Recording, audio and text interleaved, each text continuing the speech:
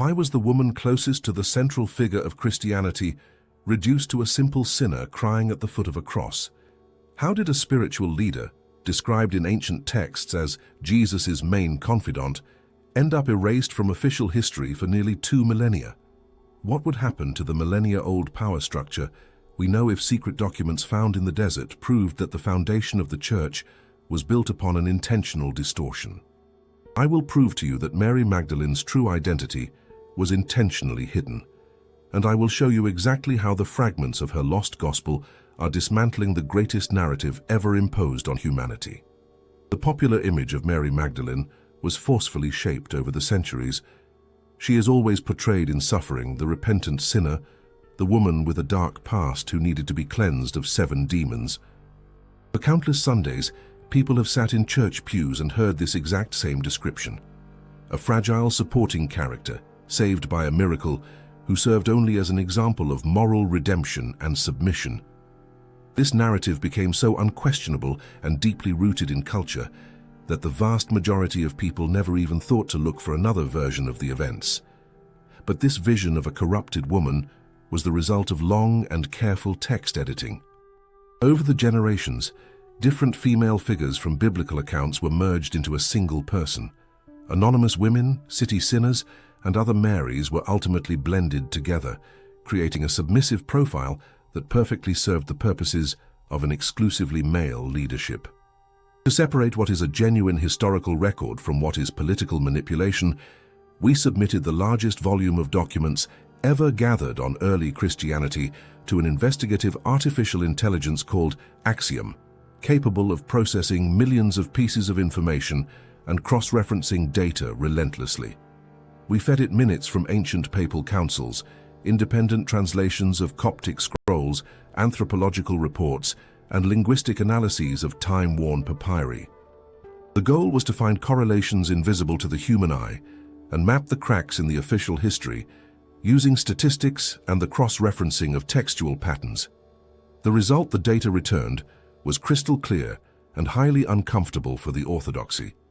The image of Mary Magdalene as a prostitute or a marginal figure was not an innocent translation error that spread by mistake. It was a systematic project. The data tracked an exact correlation between the growth of the church's power structure in the early centuries and the progressive diminishment of the female role in the texts that received the seal of approval.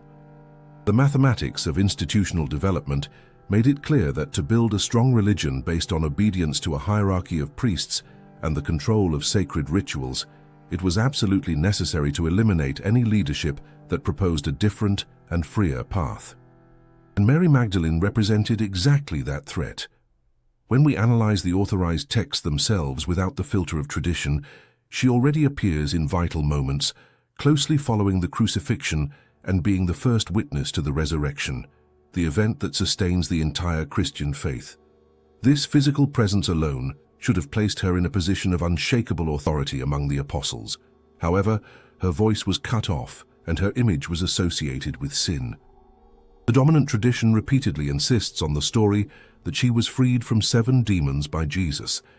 This idea of possession and carnal impurity stuck to her identity like a stain that never washed out. But the oldest currents of thought, those that were brutally persecuted and buried so as not to leave a trace, held a completely different worldview. These currents formed Gnosticism, a broad movement that saw the search for the sacred not through external rules, but through absolute self-knowledge. For them, enlightenment was a matter of discovering the inner light and breaking through the illusions of matter.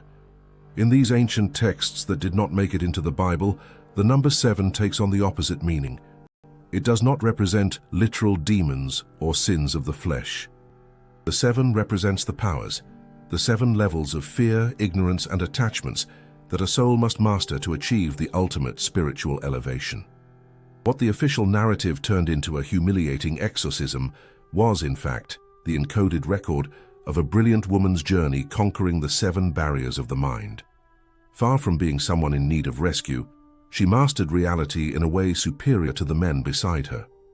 The idea that divine knowledge could spring from within the individual, and worse, be transmitted with authority by a woman, was an incalculable risk for those planning to rule entire empires by dictating the rules of right and wrong. The silencing plan almost worked. For over 1,500 years, the true nature of this figure remained locked in the dark, buried under dogmas tailor-made to diminish her value and invalidate her voice before the masses. Official history seemed to have won the war of time and erased any evidence to the contrary, consolidating a single version of events that no one dared to challenge publicly. All that was missing was an unpredictable spark to ignite everything built upon this foundation. That spark sprouted from the dry ground of a desert, waiting for the exact moment when humanity would be ready to find pages of a secret too great to remain dead. In December of 1945, in the arid lands of Upper Egypt, the history of Christianity suffered a silent seismic shock. A group of local peasants was digging the soil near the city of Nag Hammadi in search of natural fertilizer when their shovels struck something solid. It was a large red clay jar, sealed and intact. The initial fear that the vessel contained an evil spirit soon gave way to greed at the possibility of finding gold, which led the men to break the jar into pieces right then and there. The jar held only old papyrus scrolls bound in leather. Disappointed with the lack of immediate financial value, they took the manuscripts home, where some of those priceless pages were even thrown into the stove fire to warm the room and prepare the family's food. Those books, rescued by a hair's breadth from the ashes, formed an entire library of Gnostic texts written in Coptic, an ancient language used in Egypt. They contained Gospels, Revelations, and treatises that the dominant church had forbidden and ordered, burned over 1,500 years earlier. Someone, probably rebel monks who refused to destroy the wisdom they possessed, hid those codices in the desert, waiting for a time when the world could understand them without the danger of the stake. The impact of this discovery was so devastating because it finally gave a voice to the defeated of history. Until that moment, almost everything known about these alternative currents of Christianity came exclusively from texts written by the very inquisitors who hunted them, always with descriptions full of prejudice and criminal accusations of heresy. A piece of this immense puzzle had already surfaced a few decades earlier, in 1896, when loose fragments known today as the Berlin Codex ended up in the hands of German researchers. This document already contained parts of the Gospel of Mary Magdalene, but the academic and religious world of the time preferred to treat the find as an anomaly of no great importance, hushing up the case and avoiding debates. When we processed the timeline of document suppression by the Roman Empire and the decay rate of papyrus in the Axiom database, the result indicated that the preservation of these specific pages and their resurgence perfectly synchronized with the loosening of religious control in the 20th century, represent a monumental statistical glitch in the information control system. The real chances of these accounts surviving emperors, sandstorms, persecutions, and careless peasants were practically zero. The miraculous survival of these papyri forces us to look directly into the core of Gnosticism. The term gnosis comes from Greek and means knowledge, but it is far from the kind of intellectual study acquired by reading books in a large library. For the ancient Gnostics, the material world functioned as a dense and limiting prison of emotions. The true human essence, the spark of light, was imprisoned within this raw matter. Final salvation would not happen through the forgiveness of an appointed priest, baptism with water from a river, or the blind fulfillment of moral rules imposed by a distant bishop. Liberation would only be achieved through a direct, profound, and revealing experience of the individual themselves. It was the awakening of consciousness to its own sacred nature, breaking once and for all the illusion that we are merely mortal bodies condemned to earthly suffering. This pure philosophy possessed a gigantic power of political disruption. If an ordinary person can access the sacred directly by diving into themselves, the entire structure of religious intermediaries collapses in a matter of weeks. Bishops, sumptuous temples, and spiritual tolls completely lose their meaning if the common believer holds the key to their own salvation in their mind. This decentralized and untethered vision explains the deep hatred that the Orthodox branch harbored against these communities. The Gospel of Mary Magdalene is the purest and most distilled essence of this rebellion. The word gospel has always been translated as good news throughout the ages, And in the classic and well-known texts of Matthew, Mark, Luke, and John, this news is told through the detailed physical biography of Jesus, reporting miracles, walks in villages, and healings for multitudes of simple people. Mary's text shows absolutely no interest in narrating where the Master walked or the bread he multiplied. It cuts through all earthly biographical formalities and goes straight to advanced-level teachings, focused entirely on the functioning of the human mind, the resilient nature of the soul, and the brutal courage required to transcend the bonds of matter. It reveals that while the men around the central figure worried about founding stone churches, Mary silently absorbed the invisible architecture of the universe. The scene these fragments assemble transports us to a moment of extreme tension right after the Master's physical departure, a heavy instant where the dread of Roman persecution paralyzed the more rustic apostles and demanded that the female voice step forward to prevent the end of everything. The first translated pages of the Gospel of Mary Magdalene throw the reader into the epicenter of despair. The text begins right after Jesus' final departure, in an environment of claustrophobic panic and absolute sadness among the disciples. The canonical narrative we learned early on has always portrayed the men close to the Master as figures of unshakable courage, ready to march through the world and face lions in Roman arenas. But the papyrus worn out by the Egyptian desert shows a radically opposite and much more human scene. They are hiding, terrified and crying, certain that if they leave that room they will end up nailed to crosses exactly like their leader. The courage to found a global religion had completely evaporated, along with the physical absence of the Savior. It is exactly at the bottom of this psychological abyss that the text subverts the millennia-old order of power. The one who rises from the dirt floor to break the silence of fear is not Peter, officially considered the rock upon which the entire church would be built, nor any of the other 12 men present. It is Mary Magdalene. She does not cry asking for mercy. The document records that she embraces each of them firmly, asks them to stop weeping, and incisively encourages them to stand up, reminding them that the protection and grace they sought had not gone anywhere. Instead of cheap maternal consolation, she offers structured spiritual strength and immediately assumes the central position of the group, comforting fragile hearts and organizing confused minds. This moment of undeniable leadership is a lethal blow to the narrative of female submission built by orthodoxy, showing a strong apostle completely aware of her divine role. Peter, visibly shaken, addresses Mary with a mix of respect and unease. The potential leader of the men asks her to recount the words of the Master that the others had not heard. Peter's exact speech, preserved in the Berlin Codex, confirms a truth kept under lock and key. He admits out loud that Jesus loved her more than all other women and requests that she reveal the teachings she heard in secret. The weight of this historical admission is formidable. The pillar of the traditional Roman Church confesses right there that he did not possess all the available knowledge, and that a woman carried advanced instructions to which he had no direct access. The intellectual and spiritual abyss between the common disciples and Jesus' main confidant is exposed plainly and raw.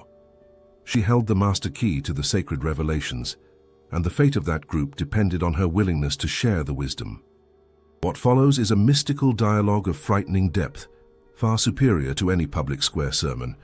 Mary does not respond by repeating simple parables about lost sheep, wheat fields, good Samaritans, or biological miracles that the crowds applauded on the hillsides of Galilee. She plunges the group immediately into the complexity of the spiritual universe and human perception, recounting a transcendental vision of an almost esoteric nature.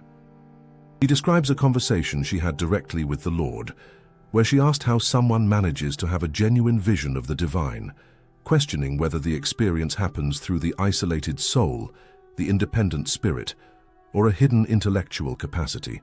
The answers she receives completely eliminate the attachment to earthly guilt and to physical matter that enslaved the minds of the other apostles, showing a mental map for achieving enlightenment in life. When we asked Axiom to cross-reference the complexity of this passage with thousands of other religious fragments from the time, the semantic conclusion of the investigation confirmed that the men and Mary were not speaking the same language. The traditional disciples believed that salvation required the destruction of the Roman Empire, the establishment of a political kingdom at the end of times, and severe punitive moral laws to avoid the eternal hell of fire and pain in the abyss. They expected a harsh judge in the clouds and tangible rewards after physical death. Mary, on the other hand, taught that there is no inherent sin in the human being or an inescapable original corruption from birth in humanity. The true sin is merely ignorance about our own spiritual identity, something that imprisons the minds of the masses. Constant suffering happens only because the human being loses sight of the enormous light they carry inside their chest, the force capable of nullifying any control exercised by the flesh or by the owners of the world. The Gospel goes on to reveal in detail the ascent of the soul beyond the earthly atmosphere and the monumental challenges it faces on this journey of extreme and dangerous spiritual elevation against the controllers of the lower world. Mary exposes the access code to cross each of the 7 immense barriers that block the path of expanding consciousness. She needed to overcome, one by one, each controlling force with pure intelligence to reach the highest level, definitively proving that the defamatory seal of demonic possession, branded onto her skin for centuries to follow, was an intentional lie to corrupt the most sacred history of Gnosis. And the meticulous detailing of this silent battle through the 7 great dwellings of the Spirit is what forces us to face head-on the greatest theological distortion imposed upon our world throughout time. In the exact moment that Mary Magdalene reveals to the terrified men the map of her transcendental spiritual journey, we are faced with the definitive proof of the greatest character assassination ever architected at the foundation of Christianity. The account of the Lost Gospel narrates the ascent of a soul that frees itself from the material body and rises toward the infinite, but this path is not a free and peaceful flight. The soul must face and defeat severe guardians that block the passage, and the exact description of this inner battle is what allows us to understand the magnitude of the lie we have heard for centuries in Sunday gatherings and everyday prayers. These gigantic obstacles described by her are the famous 7 powers, or the 7 dominating forces of the human mind that trap our spirit in the inexhaustible wheel of suffering and earthly limitation. The first power is absolute darkness, the ignorance that blinds our ability to see the real world and life, without the constant distortion of the constant and irrational fear of the end. The second controlling force the soul encounters is blind desire, the flesh's eternal hunger for material consumption or physical power, which enslaves millions and generates starvation in the earthly realms through an eternal dissatisfaction. The third barrier is the dense ignorance that prevents the person from understanding who they truly are at the core of their own divine essence, masking their own light, followed by the terrifying 4th barrier of jealousy and death and continuous revenge for the lives of mortals who do not seek ascension and kindness with their more fragile peers of flesh and intelligence in the daily social life. And the clash continues, steeply escalating the danger with the immense 5th barrier of the realm of the flesh, the 6th wall of the control of human madness, and, finally, the 7th power, the pure wrath that blinds the spirit. The soul needed to confront the terrifying inquiry of each of these 7 dominating challenges, proving with spiritual clarity and total trust in the inner divine light that it was completely free from the corrupting links of the natural world. Mary recounts that she conquered all these barriers one by one. Every time she overcame a level, she was not fighting against a being with bat wings and horns, but destroying the psychological restraints that the world system imposes to keep us small and submissive to physical control. Mary's journey, described on these aged sheets of Egyptian papyrus, is the pinnacle of genuine gnosis, absolute mastery over one's own destructive emotions, and the unquestionable conquest of existential freedom in the face of the fear of carnal annihilation. But it was exactly this glorious story of inner victory and elevation of consciousness that ended up tragically inverted and transformed into the invisible chain of satanic possession by the clerical structure that arose in the following centuries to secure the monopoly of the newly born religion itself from the Roman ruins of pain and war on the ancient stones. We meticulously cross-reference the Aramaic and Coptic lexicon used in the oldest translations of the Roman councils, with Axiom's database of linguistic manipulation, tracking the exact route of verbal contamination of these passages. The system unquestionably confirmed that the structure of the canonical narrative did not need to burn this story completely. The intellectual control of the nascent Catholic Empire did something infinitely smarter and crueler. They took Mary's monumental triumph over the 7 cosmic powers of ignorance and attachment, the 7 dimensions of the soul's victory over material flesh, and distorted the original meaning of the sacred number. They deliberately renamed the highest spiritual victory of a Gnostic female leader into 7 disgusting literal demons that inhabited and rotted the filthy mind of a sinner, uncontrolled by the physical passions of the common world, until being set free by a male rescue on the sand of the streets. This brilliant adulteration transformed the wisest, most independent, and spiritually developed woman of the group into the exact figure of pathetic fragility.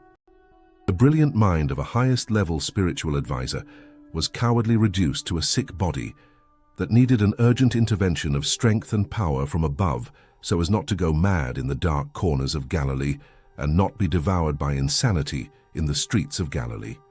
Her victory over the 7 great illusions of the ego became the fabricated proof of her absolute impurity, and the perfect historical justification to forever shut the mouth of any woman who dared to question the heavy dogmas controlled exclusively by the men who took the top of the pyramid and rewrote all the rules of divine power control in the material and civil world of the subsequent empires of cold European stone.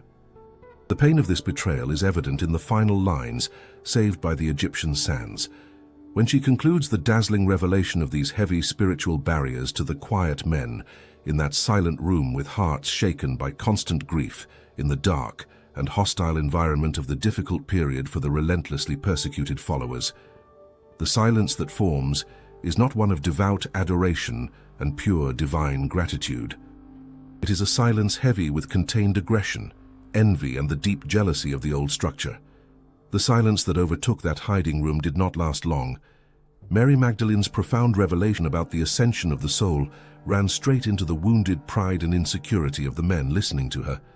Their reaction, preserved between the lines of that ancient document, is the rawest and most honest portrait of human fragility in the face of the unknown.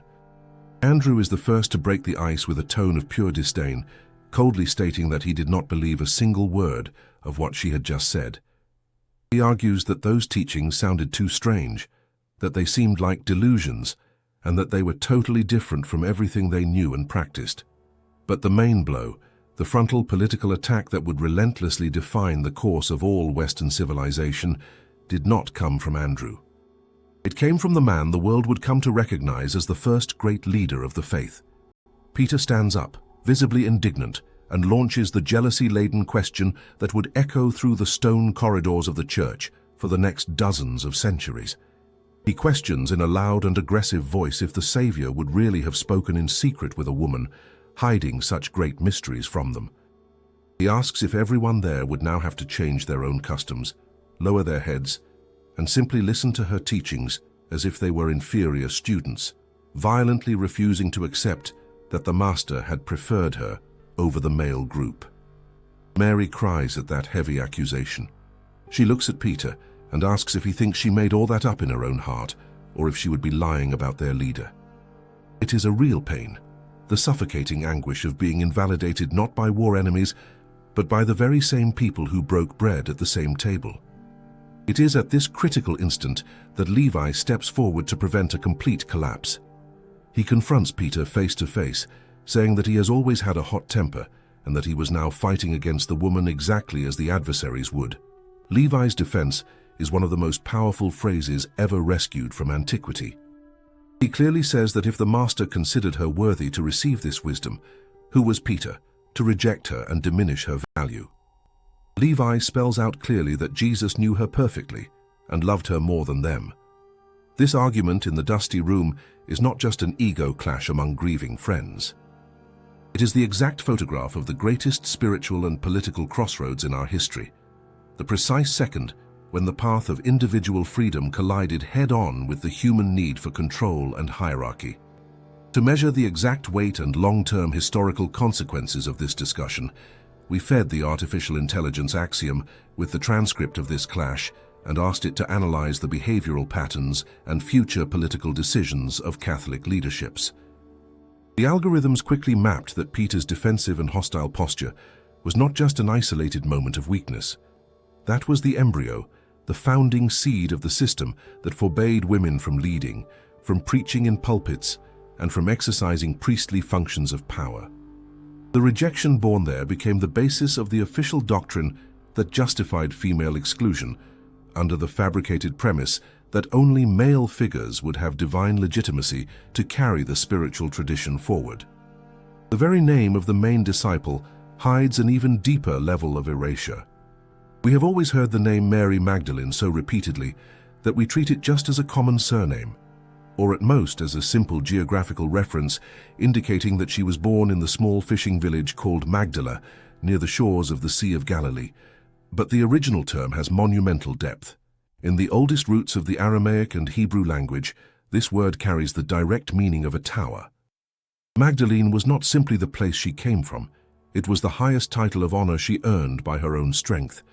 She was Mary, the tower, the unshakable spiritual fortress, the highest mind, the disciple of unbreakable faith who did not retreat a single millimeter and did not run to hide when the swords of the empire's soldiers gleamed under the sun and the cross was raised on the dry, blood-stained earth.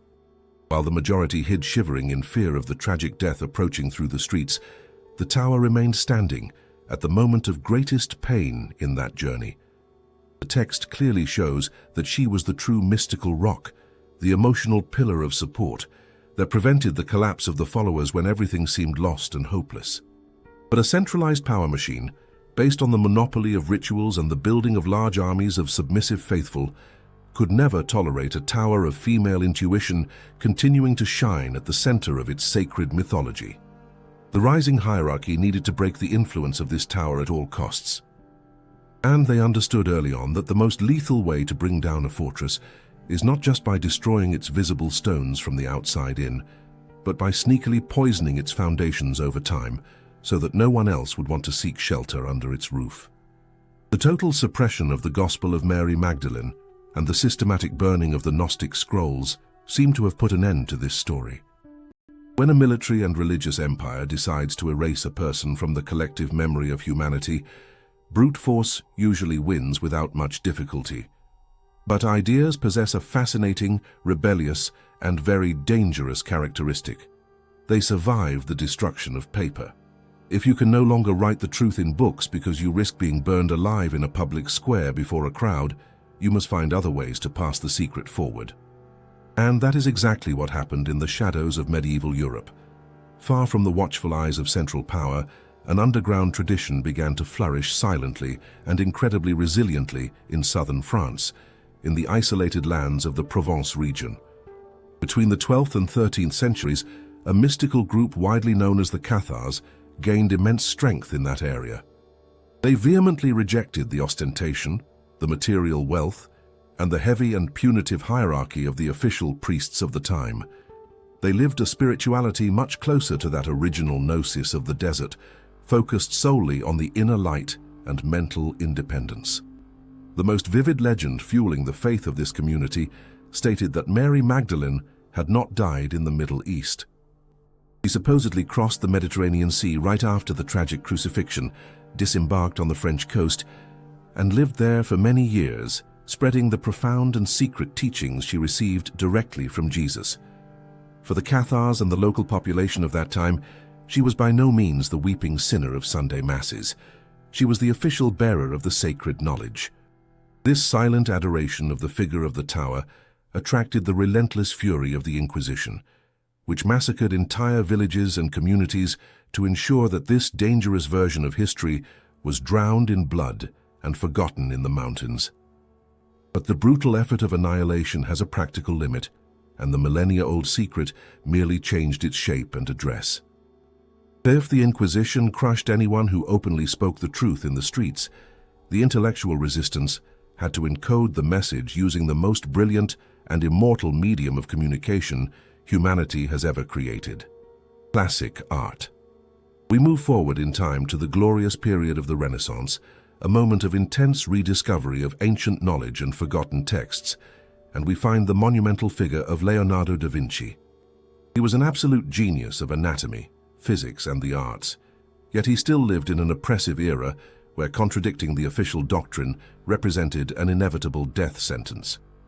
Da Vinci was famous for his subversive humor and for leaving mathematical clues and hidden ciphers in his works. And it was exactly in one of the most venerated paintings of all time that the great mystery of Mary Magdalene's heritage returned to challenge the world in broad daylight on the wall of a monastery dining hall. When we look closely at the genius fresco of the Last Supper, the narrative imposed for so many centuries begins to crumble in very clear visual details. We submitted ultra-high-resolution scans of this Milanese masterpiece to Axiom, instructing the tool to meticulously map the geometric axes of tension, the exact color palette, and the hidden symmetry of the character's features, cross-referencing everything with the rigorous artistic standards of that decade. The report demonstrated that the figure sitting immediately to the right of Jesus does not possess the shoulder musculature, the combat posture, or the facial bone structure of an adult man, as the official version insists on claiming is the Apostle John. The face is incredibly smooth, the hands are delicate, the features are indisputably feminine, and the garments reflect exactly the same colors as Jesus's clothes, only in mirrored positions, as if one were the perfect complement to the other in harmony.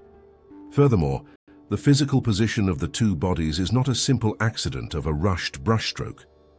They pull slightly away at shoulder height, forming a millimeter-calculated empty space in the shape of a large and perfect V right in the center of the table's dramatic composition. This symbol was not just an aesthetically pleasing shape for the eyes.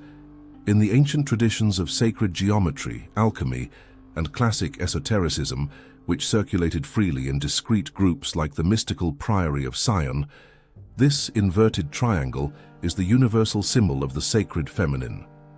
It represents the cup of life and the receiving womb of human fertility. And this leads us to the final and absolutely staggering clue hidden in the Italian painter's genius. The event of the Final Supper is the exact moment where, according to the official canonical script, Jesus instituted the Great Covenant, using a physical chalice of wine for all to drink.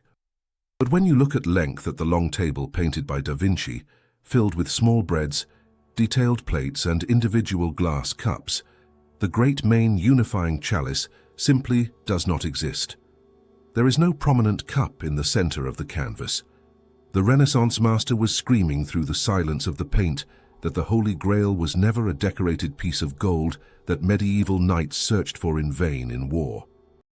The physical treasure was not on top of the dusty wooden table, because the true living chalice that would carry the priceless legacy and the profound tradition of the master was sitting quietly right beside him. The great secret that Leonardo da Vinci painted on the wall of the monastery in Italy, and that the Egyptian peasants unearthed in the sands of Nag Hammadi in the 20th century, was not just a historical curiosity for scholars of ancient religions. The incredible survival of this message through encrypted medieval art, the resilient mysticism of southern France, and the fragments of the Gospel of Mary Magdalene kept under lock and key points to a monumental clash of power that is not yet over. Early Christianity was not the solid, unanimous, and homogeneous block of rigid dogmas that conventional textbooks usually present. It was an incredibly diverse and vibrant scene, full of heated debates about the role of women, the importance of individual enlightenment over clerical submission, and the true nature of spiritual teaching. When the orthodox male version emerged victorious from that cauldron of ideas, after many centuries of fierce disputes, the cost of that triumph was the absolute and intentional silencing of the sacred feminine within the power structures. Today we live the direct and visible consequences of this colossal historical fracture in contemporary Western civilization. The deep fear of recognizing female authority and intellectual capacity inside the temples still hangs heavy in the traditional religious hierarchy. Throughout the millennia following her relentless suppression, thousands of wise women, healers, community leaders, and independent mystics were brutally silenced by the same institutions and the same mechanisms of mental oppression that tried to erase the name of Mary, the sacred tower, from the pure original scriptures. The attempt at systematic control over the inner knowledge of each human being shaped the heavy laws of our civil societies and also determined our moral architecture, severely punishing any free and capable person who stood up to say that the divine can be accessed at home, in the silence of one's own chest, without the constant and lucrative need for the permission of an ordained man in a heavy robe. The true revelation of these findings delivers the liberation of a much deeper path, a path of mental evolution that entirely values human autonomy over blind and paralyzing dogmatic control. The invisible barriers of ignorance, which the main disciple taught how to bravely break in the terrible moments after the loss of the ultimate leader, remain present and relevant in our earthly experience of scarcity and political uncertainties. The same 7 powers of overwhelming fear, the darkness of understanding, and the destructive fury of the flesh that trapped the apostles in the era of ancient Rome, continue to imprison modern minds and cause wars. The document hidden in the Egyptian amphora teaches that guilt does not come from the individual's failed external transactions against a distant god dictating tragic sentences on a cloud, but solely from not knowing who you truly are, from the terrible absence of looking into one's own eternal light before kneeling on the dusty, cold floor, begging forgiveness just for existing in the organic human condition. This internal path is terrifying and lonely. It demands a spiritual independence that the masses often do not have the natural inclination to assume alone, which largely justifies the undeniable and lasting popularity of the easier route of confession to official ears and institutional forgiveness, purchased through centuries of immense moral darkness. But this passive convenience is reaching an inevitable breaking point. The current era of ultra-fast information no longer tolerates boxes of absolute secrets and vertical, unquestionable impositions on history, demanding the rich sources of the distant past from civilizations buried under millennial dunes that covered the truths in sand, scorching sun, and intentional human forgetfulness. When the axiom system consolidated all the data of recent behavioral trends and contemporary speeches of faith revision by important leaders, even including the recent strides of Pope Francis himself in somewhat promoting the respect for this disciple to almost the level of the great apostles, the final prognosis displayed in the reports showed that the dam will no longer be able to hold back the rising tide of free and unrestricted truth. The return of the figure of the Gnostic tower to the imaginary altars of our time represents the human spirit's desperate and essential search for absolute balance between the polarities of power in the universe. This is not a war to destroy the role of the men who built valuable bridges of faith in the darkness of our complex history, but rather the mathematical necessity of the essential inclusion of the invisible key of protection that has always operated under the sacred covers since the footsteps on the bright shores of the Sea of Galilee, teaching that every living and mortal being possesses the eternal map drawn in the wondrous circuits of their own divine spiritual understanding. The mystery contained in the dust of the torn codices definitively teaches that the true redemption of life is not something granted in the despair of the cross. Liberation already belongs to us, and the kingdom has always existed within the silent victory of each mind, capable of defeating its own fears in daily anonymous battles. If you liked this investigation, subscribing to the channel helps us expand the Axiom Investigation Project. We would love to read your thoughts on the video's subject in the comments and your suggestion for the next topic to be covered. Tell us which city you are watching from. Thank you for staying with us until the end.